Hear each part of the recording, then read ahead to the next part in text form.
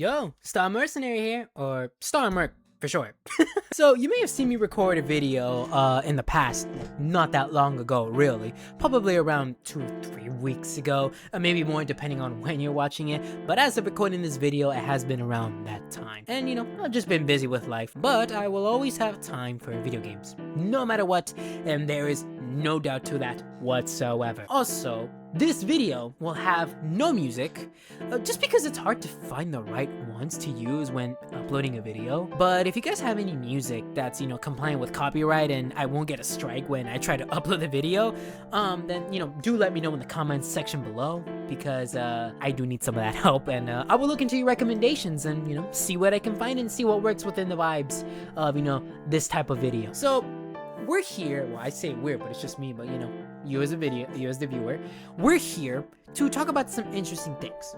For example, we're gonna talk about the recent video that just came out from Genshin, the Snezhnaya sneak peek, with the Snezhnaya stream, as they call it, the developer stream.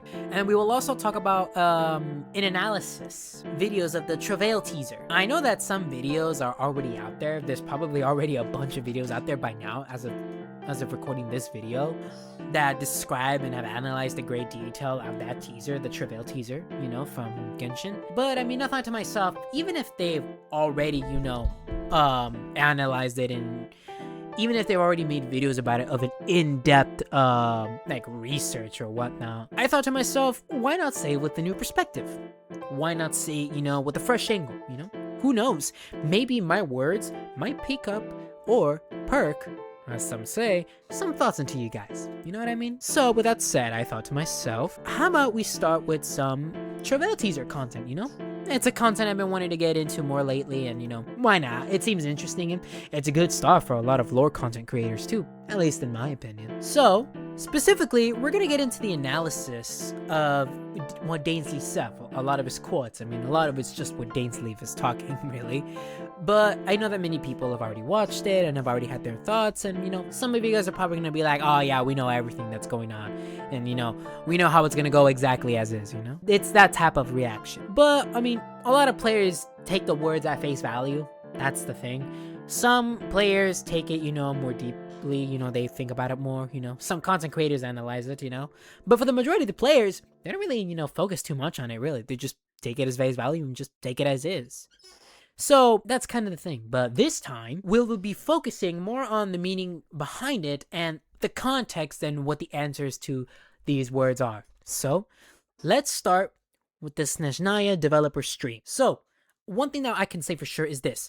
For the first time, the developers have explicitly framed Snezhnaya's actions as not just a quest of conquest, but it's a very proactive struggle against destiny, It's a very, fight against fate type of nation, it seems like. That's the thing that it's been very heavily implied in the stream, as we know. So while other nations have historically reacted to the heavenly principles to a degree, Snezhnaya is the only nation standing in the absolute forefront of that act of resistance. They're the ones who are, as some would say, they're the ones that are doing the most. They be doing the most like all the time. There are some key lore implications to this. Here's what we can say, or at least some implications that I've thought up of. One, the Gnosis surrender the Archons of previous nations may have surrendered their Gnosises willingly. So, Venti, Zhongli, Inazuma, Sumeru, Fontaine, and Natlan. Well, I say Natlan, but we haven't got any confirmation of, someone's going to take the Gnosis of Natlan. Who knows? We don't know if they will or not. But we do know that the previous Archons, they willingly let it be taken. Venti, I know someone say, oh yeah, but Venti got beat up by Signora and stuff like that. We know in the recent, event, or I think it was in the recent, I think it was the event. It was the recent event of the return of the soldiers from Nordkrai of Mondstadt, that Venti said that he allowed Signora to, deal that strike, to take the Gnosis from him, because to him, it was basically useless. So, but the reason why I say that it happened willingly, it's mostly because the Sarita's ultimate goal is viewed as beneficial for the future of Travail. That's what it is. That's why a lot of these Archons, or a lot of the rulers, or the people who held the Gnosises, good examples like Yaimiko and Nouvellette, who aren't Archons, but they still had possession of the Gnosis, decided to give it. you know? That benefit they saw was something that they were willing to, place their bet in, as some would say. So, another implication would be that the struggle against fate is the nation's identity, this anti-destiny or anti-fate moniker. That's what Snezhnaya is shown as. This anti-fate moniker suggests a conflict with the fixed laws of world, or Celestia as we know it, and perhaps either destroying the rules or rewriting the rules is their goal. That is an interesting thing that I thought of. I don't know if any of you guys have thought of it, but who knows. But there are some other thoughts to it, as they said in the stream. So this is more of a slightly lore catered recap. That's not so good. Don't take anything I say too seriously. It's just theories and speculation. I said it right this time. So here's another thing we're going to talk about. The fairies, or the Fae in game, and the ancient kingdom of Hyperborea. Some things that we do know about this are this. The continued introduction of the Fae race, adds a new layer to Teyvat's biological and historical hierarchy. This is important for me to say this, is mostly because before Nodcry came out, we never knew that the Fae existed. We never knew of these creatures called the Fae. We never knew of the Snowland Fae, the Lantern Fae. We never knew of the Augury Bird Fae. We never knew of the Siren Fae. We never knew of the, as some would call them, the Snowland Fae. Although I technically think that the Snowland Fae is just more of a broader term. That's the name of the umbrella that envelops, all the other races of the Fae, the 7 races of Fae. But I mean, who can say? So, unlike the Seedlays that we encountered, which are just empty husks of the angels, these are active and powerful and mysterious residents of Snezhnaya. Well, I say powerful, but that's kind of, I'm kind of iffy about that. I'm a bit iffy on that part, because I don't know if they are all powerful. Some races are weak, some races are stronger. That's kind of how it is in some biological hierarchies. As I say, it is a hierarchy, so some are stronger than others. But another important thing is that these all relate to Hyperborea. So the thing about Hyperborea is that this ancient civilization is very much directly linked to the birth and the destruction of this race, or at least the predecessors of the race. The predecessors of the Snowland Fae, the predecessors of these Fae, were destroyed during the land of Hyperborea, or at least were massively wiped out. Who knows if they were completely wiped out? I'd say they weren't. Correct me if I'm wrong, but because of that, we still have key figures. We have key figures like Flynn's and Linnea. So the thing about those two is that they're the only confirmed playable characters of this actual ancient race of the Fae race. It's possible that there will be more, that more of these characters will be introduced probably later within the future versions of Snezhnaya, but we will have to wait and see. It might get good, but who knows? It's possible that we might meet some new Fae, be it as NPCs or even as playable characters, so there's a strong possibility. Another thing is, Hyperborea's history is inextricably linked to the Heavenly Principles and to Descenders. As we know, the Hymns of the North basically describe a lot of these things. The Gallery of I think it's called the Gallery of Finality, the artifact set. I might just put the asterisk here, the actual edit. So there's that. So another thing is this. The live stream also mentioned another interesting topic. Descenders, Although it was very, briefly mentioned to a degree, it is still something to, think about. Because they wouldn't just mention something for no reason. So what we know is this. A major focus on Snezhnaya, what we now know, is the role of the Traveler as a Descender. The Abyss sibling is not a Descender, but the Traveler is. That much we know so far. So the developers hinted at a special area within, the region of Snezhnaya where the rules of Teyvat do not apply. That could mean anything. That could mean, things like, elemental reactions won't work at all and you only require physical power.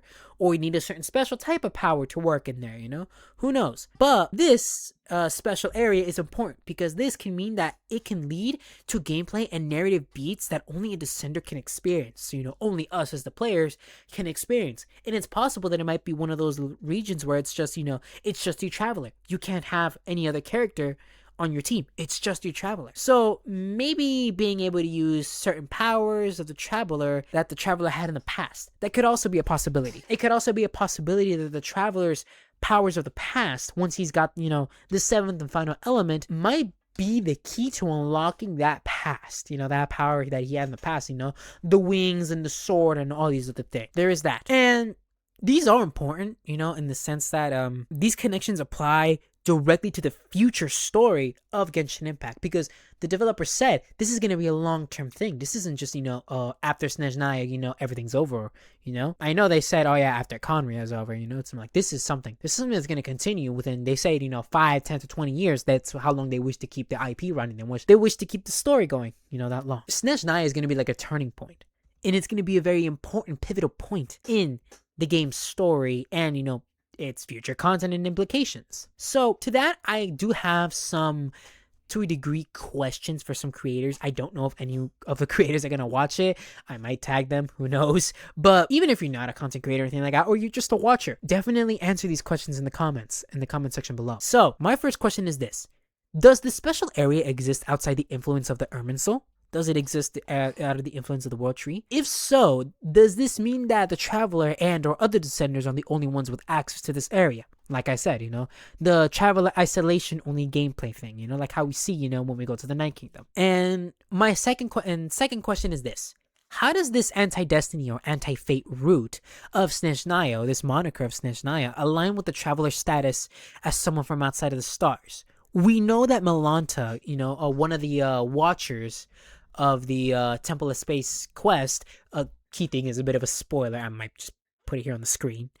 Melanta called us Lord of Stars. Why Lord of Stars? I don't know why they call us Lord of Stars. It could be related to something to what that one Melazine said when they said that they see us as a monster that can devour a world in just a single bite. Who knows? But does it have any alignment to, the Traveler status and also, their goals? Does it have a benefit that the Traveler and us players don't see yet? Or is there a deeper answer to it? So do we see this benefit yet? Or is it a hidden benefit that not even us players can notice? That's one of the other questions.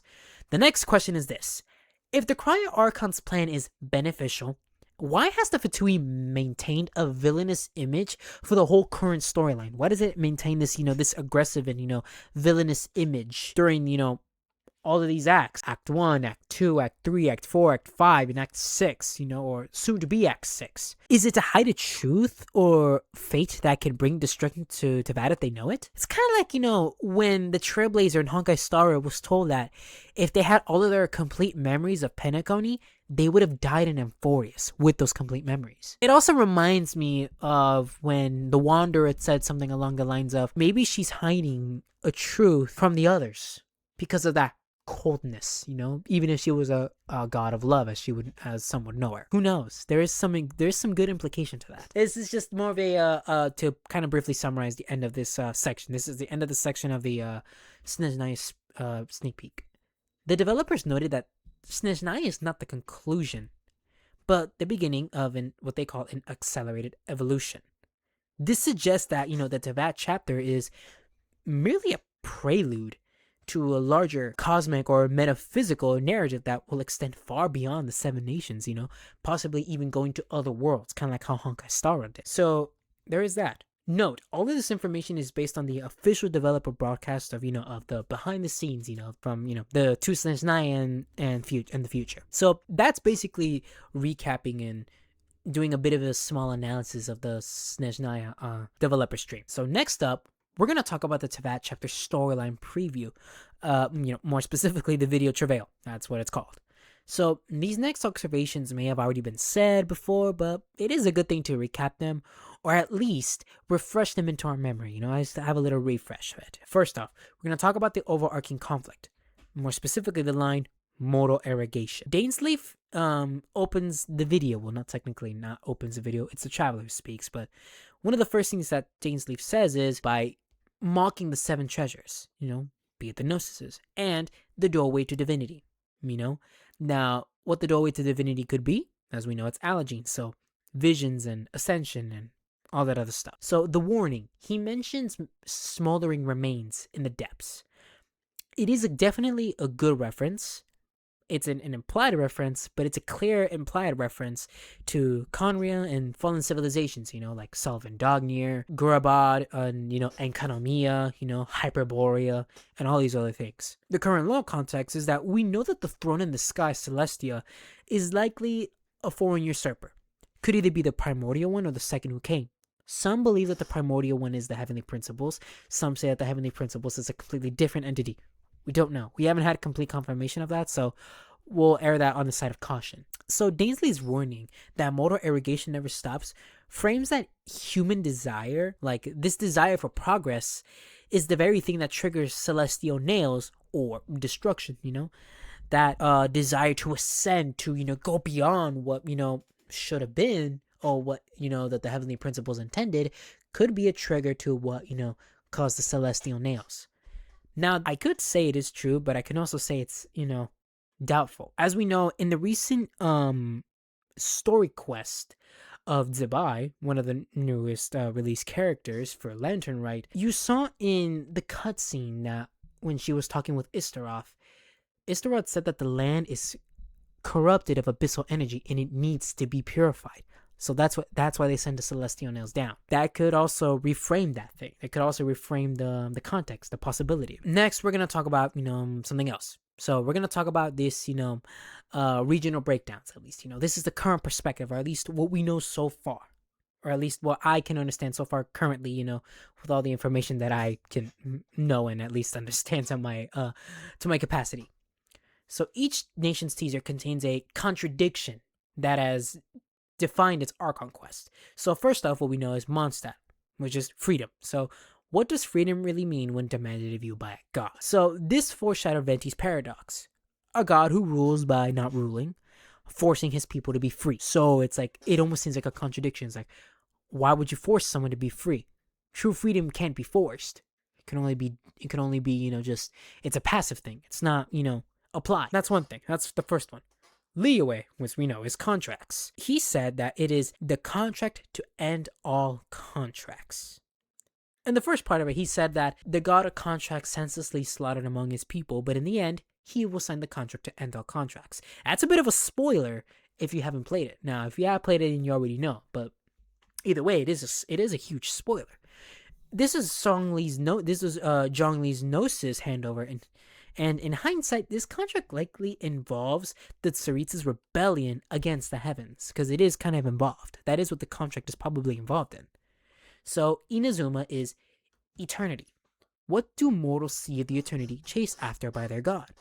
This highlighted the disconnect between right and astasis and the living reality of the Vision Hunt Decree. This also reminded me of something that Abrax said in the Byakuya Koku collection, specifically Volume 1, where he said something along the lines of that the world has no beginning and has no end, but we're no longer part of that land that has that eternity. It's like, but we're no longer part of that eternity without ceasing or without existing or to cease, something along the lines of that. So it kind of does remind me of that to a degree, that eternity is not a form of stasis. It's not static eternity. It's it's an ever-changing eternity. It's a flowing eternity. That's what the Inazuma part references and emphasizes a bit. That's kind of the thing. Next is Sumeru, which is wisdom.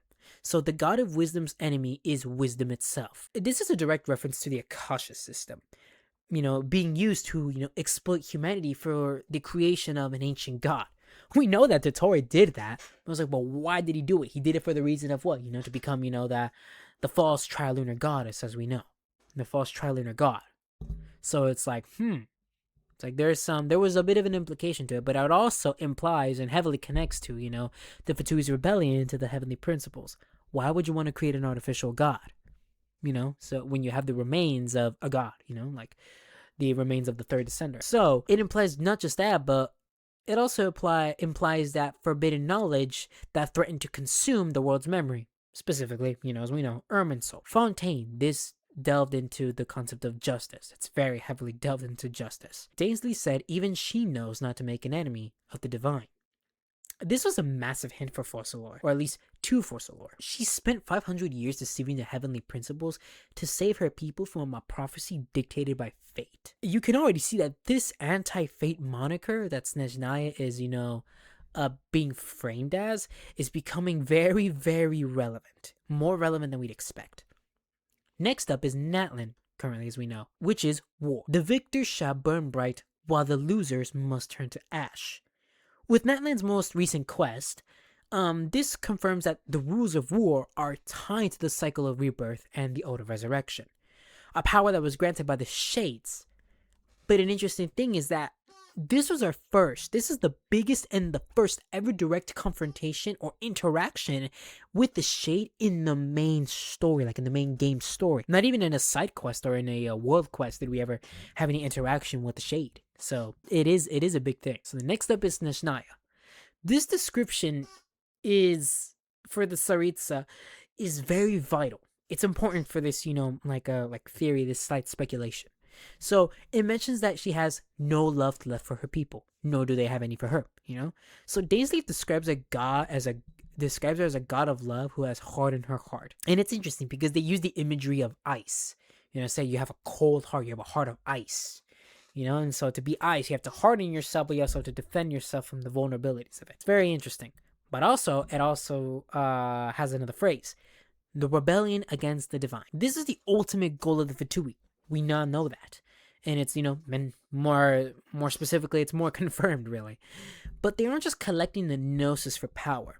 They're building a weapon or a new world to replace the current system of Teyvat. Hence, the possibilities either being of one or two things. It's either destroying the rules, one reference be the burning of Irminsul from, as we know in the video of the Winter Knight's Lazo, or the rewriting of the rules. It could possibly be hinting to maybe the Tsaritsa joining forces with the Abyss sibling, and to use them as, a proxy to use the Loom of Fate as a weapon. So, we don't know. And next up is Conria, the Dream of Dreaming. So in this section, it's, it usually has the act blurred. It's a blurred number. So the reason why it has no number, interestingly, I'm going to get to a bit of a slight rant. It's not much of a rant. It's just more of a realization that I had. The reason why it has no number is because the Traveler Archon quests, like the We Will Be Reunited quest or the Bedtime Story quest, are the Conria quests. Those are the Conria quests. And so, because they delve directly into the history of that nation and the affairs of the Abyss Order, it also goes into focus on the godless nation. So we're going to analyze it a bit. So it says, the hidden corners where the god's gaze does not fall. This confirms Conria was also built outside the jurisdiction of the Seven and the Heavenly Principles, Not completely outside, but outside to the point where they couldn't really directly get involved with them, the Seven, because, they didn't raise that nation at all. Conria raised its own nation by itself, as we now know. But it's also a place where the Abyss also ran rampant, but very hidden. It was a very hidden form of running rampant. It was like a silent stampede. So it's hence the reason why the gods did not notice its abyssal activity until the disaster, until the cataclysm of 500 years ago. So another one is interesting. This one's an interesting phrase: the power from beyond.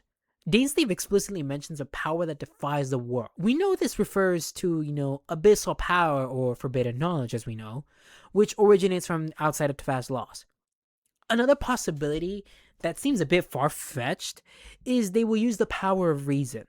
I've explained what, the power of the abyss and the power of reason is in my previous video, so take a look at that video if you want a bit of a more slightly in-depth explanation as to what it is. It's not always correct, but it's a good way to get you started. It's a good reference point. But by that I mean that they will use the power of a descender. That's what I mean. More simply put. But as we know, it's pretty obvious. We know that a descender is a being from outside of the world. That's outside of the rules of Teyvat, and they don't need to follow the rules of Teyvat. There's that, but that's just my opinion. So I don't know. It's a good possibility. It's a strong possibility, but it's a bit far-fetched here and there. So the ending, it basically said Dainsleif's challenge. Dainsleif challenged the Traveler, a very big thing, really. It's the most significant lore leak in the game, at least. So it says, command me to step aside. Show me that you are worthier than I to rescue her. So Dainsleif is gatekeeping the final confrontation, likely involving the Abyss sibling. Or another possibility could be the Shade of Space, perhaps. The new Temple of Space quest did reveal that their new master was our sibling. So, and it's probably corrupted by the Abyss, hence maybe it's our job to save her from the clutches of the Abyss. The threads of all fate will be yours to reweave. This is another phrase that he continues to say. This suggests that the Traveler's ultimate purpose is to break the Loom of Fate, because we know Tevat is currently in a cycle, or a false sky as we know it, where everything is predestined. The Traveler is a descender and is the only variable capable of rewriting the world's laws. Now, it doesn't always necessarily have to mean to break the Loom of Fate. It could be more so like use the Loom of Fate in the right way. But that can also depend on the Tori's actions, as we saw. Murder of Birds, content creator, a Genshin content creator, he's really good in lore, and he does a lot of, in-depth lore explanations and possibilities. Made a really good video talking about the future possibility of the false sky, what the Tori's actions imply, But another possibility that I thought of, what if the Traveler would take the Heavenly Principle's role and command the Four Shades to rewrite the world, or fate as we know it? It sounds less likely, but it can be possible. After all, in Traveler's character story, it did say, it's like the creator has not yet come and its keeper is fading away, it's like, but the world shall burn no more, for you shall ascend, it's like, it's almost like you will take over their position. You will take over that position of, the Heavenly Principles or anyone else. Who knows? A bit of a lore theory tip, I guess I would say. I don't really call it that. It's just a bit of a thought that I had. So for current versions and the next versions, focus on the phrase reweave fate. The Abyss Order is currently trying to create the Loom of Fate, which we already did, as seen in in the bedtime story quest, but also as we saw in A Space and Time for You. So the Space and Time for You showed that the Loom of Fate was already complete. So focus on that part a bit. So this trailer, the Travail trailer, confirms the Traveler will eventually either have to take control of that power to save the sibling and the world. Either take control of the Loom of Fate or destroy it all completely. Those are two possibilities. We don't know which one they'll take. We'll have to wait and see. So there is that. Hey, so you made it to the end of this video. You have some pretty good patience, and your attention span is getting much better, so that's a good thing. So this video took me some time to record, not so much to write. The script of it was a bit of something that I had in my mind for some time, so putting it into words was quite easy. I mean, the programs of speech to text are really useful, and that's for sure. So just say a bunch of words and then edit it a bit, and that's it. You're pretty much done with your script, It's still my thoughts, I still wrote it down, so there's that. It's still a good amount of hard work.